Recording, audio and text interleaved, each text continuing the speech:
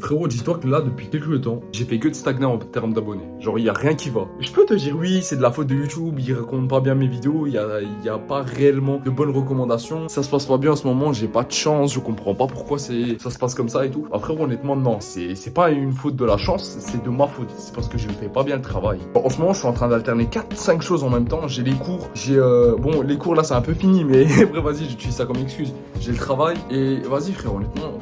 J'ai la salle et j'essaie vraiment de me donner un fond dessus. Et même en me donnant un fond dessus, je me rends compte que je suis pas du tout à mon potentiel. La seule chose que je fais en ce moment, c'est juste que je procrastine et je fais pas les meilleures vidéos possibles. Je me donne pas 1000% comme je me donnais au début et comme j'ai réellement réussi à me donner. Si je me donnais vraiment autant maintenant que quand je me donnais avant, genre entre guillemets, chaque vidéo, j'essaie de m'améliorer et tout irait très bien et j'arriverais totalement à avoir plus d'abonnés, tu vois. Mais la seule chose, c'est que là en ce moment, c'est juste pas bon. Je suis juste une sale sous-merde, honnêtement. Je fais que de la merde, je fais rien de bon. Genre, je suis là, je me réveille tard, j'ai arrêté la méditation. Enfin, je médite plus depuis quelques temps là. Et même avant, enfin, entre guillemets, il y a une semaine, comment je méditais, c'était pas bon. Je méditais genre même pas. Enfin, en fait, je méditais 10 minutes, tu vois. Mais dans les 10 minutes, j'arrivais même pas à être présent pendant une minute. Et à chaque fois, j'ai limite, je fermais l'appli de méditation. Ou limite, je me concentrais sur quelque chose d'autre à côté, tu vois. Et là, tu vois que même mon speaking il s'est baissé. J'arrive plus du tout à parler à comment je parlais avant. Et ça, c'est pas de la faute de oui, je sais pas quoi, il y a des trucs qui sont passés dans ma vie ou je sais pas quoi. Non, non, frère, c'est uniquement de ma faute. C'est pas de la faute des autres. Ça sert à rien de te dire ça. Dans la vie, il faut jamais que tu te dises oui, c'est de la faute des autres, ma meuf elle m'a trompé, c'est de sa faute, je sais pas quoi. Frérot, c'est qui s'est mis avec cette meuf? C'est ton daron?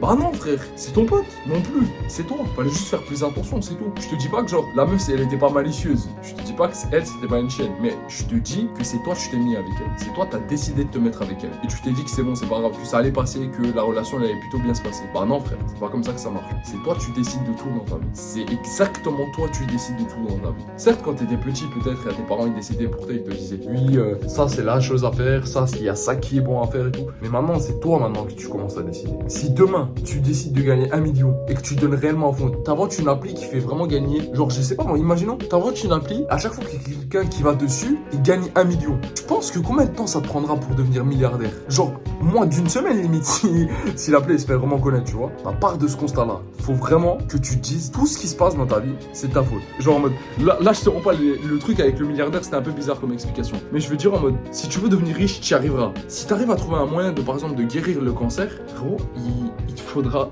rien de temps avant de devenir riche, tu vois. Arrête d'utiliser les excuses des gens que t'as à côté de toi. Arrête d'utiliser certaines excuses comme, oui, il y a mes parents, ils me freinent, il y a eux qui me font ça, j'ai ça dans la vie, c'est pas facile, j'ai ça aussi dans la vie, c'est pas facile. Parce que dis-toi que là, moi, je les ai utilisés. Je me suis dit, oui, je travaille à côté de mes études. Là, je suis, entre guillemets, en ce moment, je travaille au restaurant. Je suis là, je dois quand même passer du temps avec ma meuf, avec ma famille et passer du temps socialement. Bah, dis-toi que tout ça, c'est en train de me freiner. Actuellement, tout ça, la seule chose que ça m'a fait, c'est que ça m'a uniquement freiné. Que je le veuille ou non, c'est uniquement le cas. Et même demain, je travaille à 18h et je vais rentrer plus tôt tard.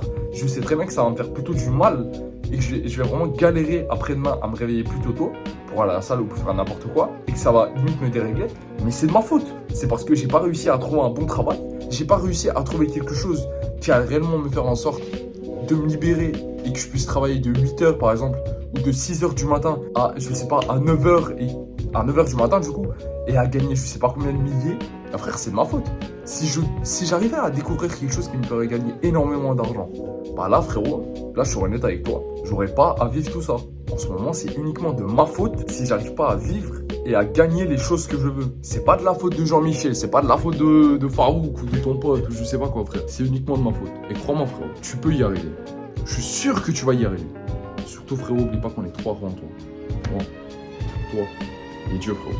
Donc prends soin de toi, je te fais des gros bisous et je t'aime fort.